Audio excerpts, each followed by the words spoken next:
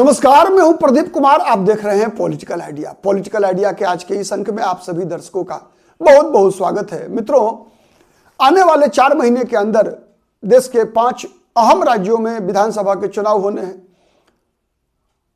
उनमें केरल एक प्रमुख राज्य है और केरल एक ऐसा राज्य है जहां पर कि 10 वर्षों से लगातार वाम मोर्चे की सरकार है। सीपीएम के मुख्यमंत्री हैं पी विजयन वहां पर। और अभी अभी जो संपन्न हुआ है वहां पर स्थानीय निकाय के चुनाव, जिसमें 5 म्युनिसिपल कॉरपोरेशंस, नगर पालिका, साथ ही ग्राम पंचायतों का चुनाव हुआ। इसमें कांग्रेस पार्टी के नेतृत्व वाला जो यूनाइटेड डेमोक्रेटिक फ्रंट है, इसने जबरदस्त बढ़त हासिल किया। एलडीएफ को जबरदस्त धक्का लगा। भारतीय जनता पार्टी को भी संतोषजनक परिणाम प्राप्त हुए। लेकिन सबसे बुरी स्थिति रही सीपीएम की। यहां तक कि सीपीएम का जो कब्जा वाला 45 वर्षों से कब्जा था तिरुवनंतपुरम म्युनिसिपल कॉरपोरेशन पर, वहां भारतीय जनता पार्टी ने इस बार सीपीएम को का सफाया कर दिया और भारतीय जनता पार्टी के मेयर और डिप्टी मेयर पहली बार वहां भारतीय जनता पार्टी को बनाने में कामयाबी मिली। बीजेपी के बीबी राजेश कुमार और मेयर और आशा नाथ, जो दलित महिला है, वो डिप्टी मेयर बनी है वहां।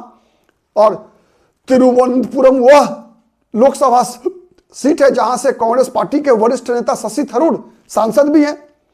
इसके बाद क्या हुआ कि इसके बाद एक ग्राम पंचायत है त्रिशूर जिले में, जहां के सांसद हैं सुरेश गोपी। भारतीय जनता पार्टी को एक ही लोकसभा सीट पर जीत मिली थी। 2024 लोकसभा चुनाव केरल में पहली बार बीजेपी ने खाता खोला था। सुरेश गोपी केंद्रीय मंत्री भी है, फिल्म अभिनेता भी रहे हैं। वही त्रिशूर जिले में मट्टाथुर पंचायत है, ग्राम पंचायत। वहां पर क्या हुआ कि जो परिणाम आया पंचायती चुनाव का, तो उसमें एलडीएफ सबसे बड़ी पार्टी बनी। 10 पार्षद चुने गए, उसके 8 चुने गए यूडीएफ के, मतलब कांग्रेस पार्टी के 8 चुने गए, 10 सीपीएम के, एलडीएफ के, और बीजेपी को 4 सीट पे जीत मिली और 2 निर्दलीय चुनाव जीत कर आए। उन 2 निर्दलीय में एक कांग्रेस पार्टी के बागी उम्मीदवार थे।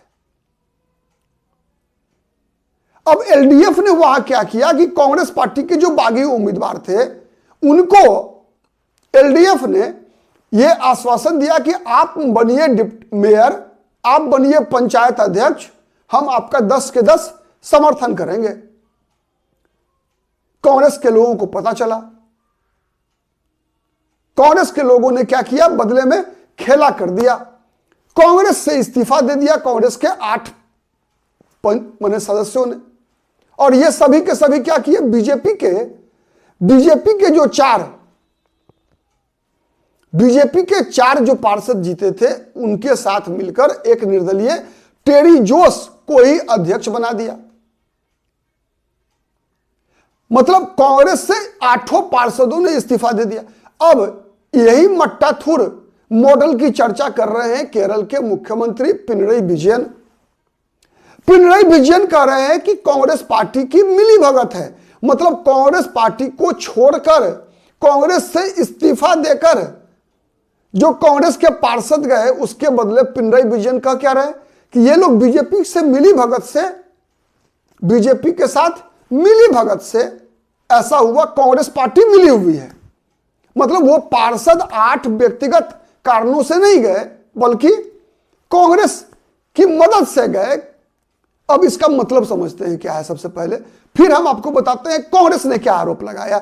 बीडी सतीशन है कांग्रेस पार्टी के विधायक दल के नेता।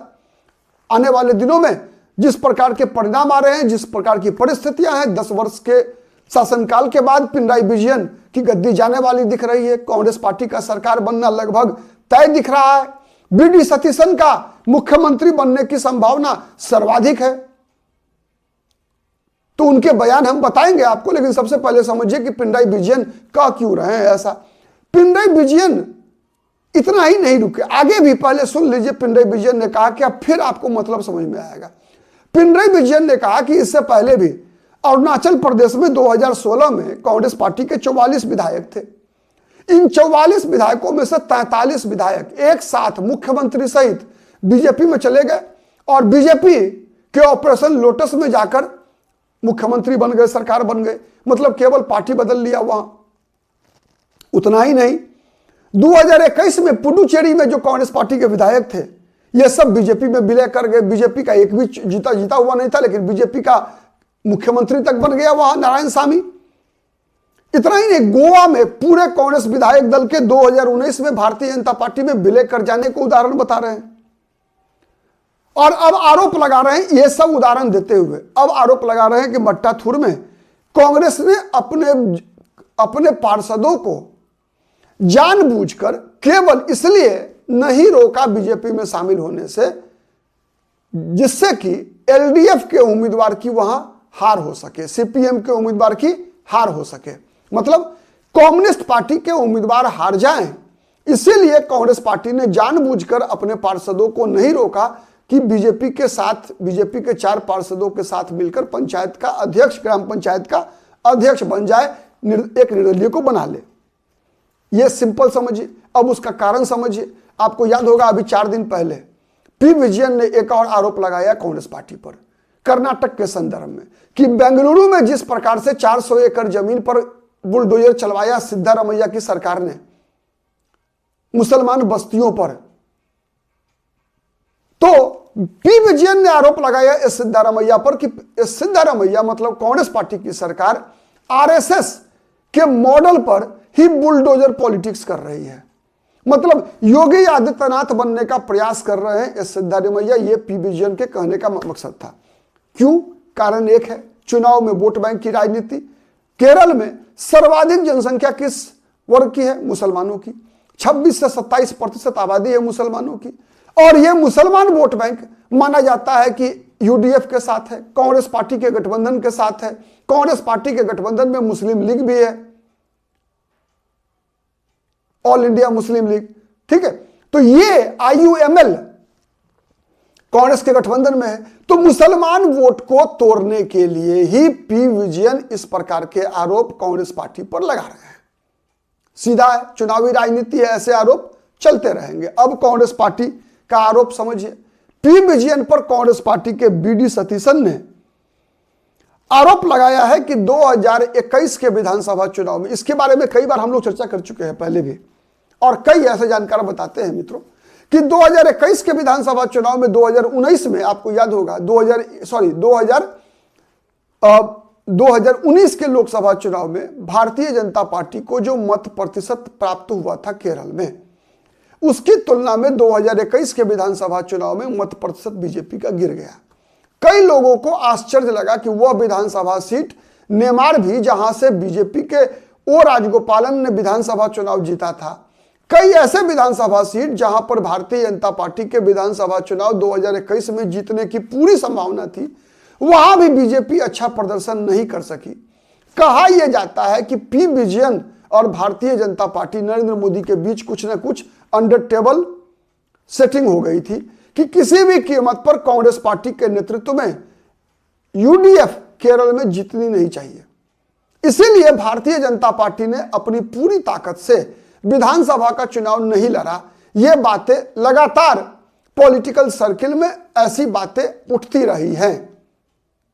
क्योंकि भारतीय जनता पार्टी को सत्ता में आना नहीं था, लेकिन राहुल गांधी को बीजेपी को नीचा दिखाना जरूर था। क्योंकि राहुल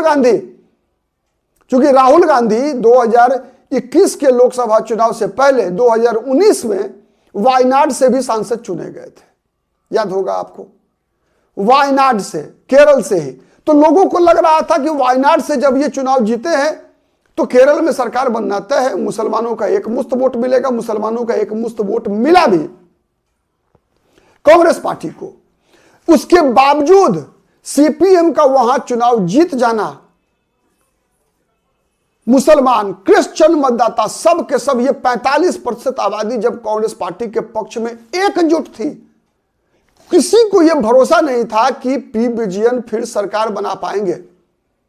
सबको लग रहा था कि राहुल गांधी यहां से सांसद हैं, मुसलमान, क्रिश्चियन जो 45% आबादी है वो कंप्लीट एकजुट है कांग्रेस पार्टी के नेतृत्व में। तो इसीलिए यूडीएफ की सरकार बनेगी ही बनेगी, लेकिन बन गई एलडीएफ की सरकार। और उसमें माना यह जाता है, कई लोग ऐसा आरोप लगाते हैं कि भारतीय जनता पार्टी ने अपनी ताकत का इस्तेमाल खुद जीतने के लिए नहीं किया, बल्कि अपने सबसे बड़े प्रतिद्वंदी राहुल गांधी को हराने के लिए किया। कांग्रेस नहीं जीत पाए, भले ही एक राज्य वाम मोर्चा जीत ही जाएगा, केरल में पी विजयन मुख्यमंत्री बन ही जाएंगे तो बीजेपी का कोई नुकसान नहीं है, लेकिन कांग्रेस के एक राज्य बढ़ेगी तो परसेप्शन पॉलिटिक्स में राहुल गांधी ज्यादा मजबूत दिखेंगे, तो फिर उसका बेनिफिट राहुल गांधी को मिलेगा, कांग्रेस पार्टी को मिलेगा, और कांग्रेस पार्टी को उसका बेनिफिट देश भर में मिलेगा, केवल केरल में नहीं मिलेगा, पूरे देश भर में मिलेगा। ये चीजें बीजेपी नहीं चाहती थी, इसीलिए ऐसा माना जाता है कि पी विजयन और नरेंद्र मोदी के बीच अंडर टेबल सेटिंग थी। और यही आरोप कांग्रेस पार्टी के विधायक दल के नेता बीडी सतीशन ने भी लगाया। आप इन बातों से किस हद तक सहमत हैं, कमेंट करके जरूर बताइएगा। हमारा वीडियो यदि पसंद आता है तो प्लीज लाइक कीजिए, शेयर कीजिए। अब तक यदि सब्सक्राइब नहीं किया है चैनल को तो प्लीज सब्सक्राइब कर लीजिए। आज के लिए इतना ही, बहुत बहुत धन्यवाद।